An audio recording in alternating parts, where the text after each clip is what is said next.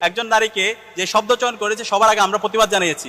আমরা বিশ্ববিদ্যালয় প্রশাসনের সাথে কথা বলেছি এবং আমরা লিখিত অভিযোগ দিয়েছি প্রক্টরের কাছে যেন দ্রুত সময়ের মধ্যে তার বিরুদ্ধে ব্যবস্থা নেওয়া হয়।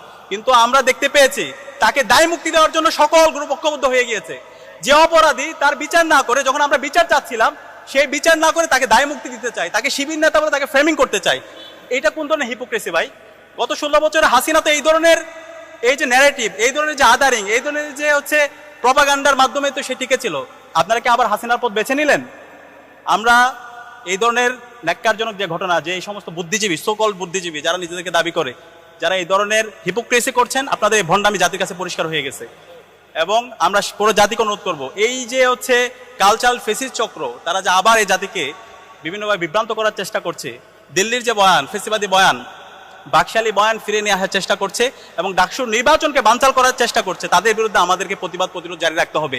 যারা সামনে থেকে, পেছন থেকে এবং গুপ্ত অবস্থায় ডাকসু নির্বাচনকে বানচাল করার চেষ্টা করছে এবং সারা দেশে সকল ছাত্র সংসদ নির্বাচনকে বানচাল করার চেষ্টা করছে এবং ক্যাম্পাসগুলোকে অস্থিতিশীল করার চেষ্টা করছে, তাদের বিরুদ্ধে আমাদের অবস্থান জারি রাখতে হবে। এখানে একটার সাথে একটা কানেক্টেড, সব ডটগুলো আমাদের মেলাতে হবে এবং আপনাদের দায়িত্ব দিয়ে গেলাম সেই জায়গায় আপনারা এই ডটগুলো মেলাবেন।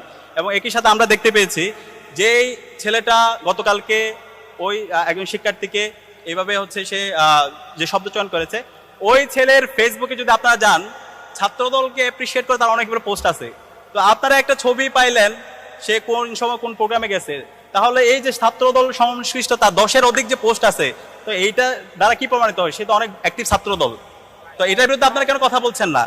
এই যে এই ধরনের ফ্রেমিং করা, ভাই আমরা এখন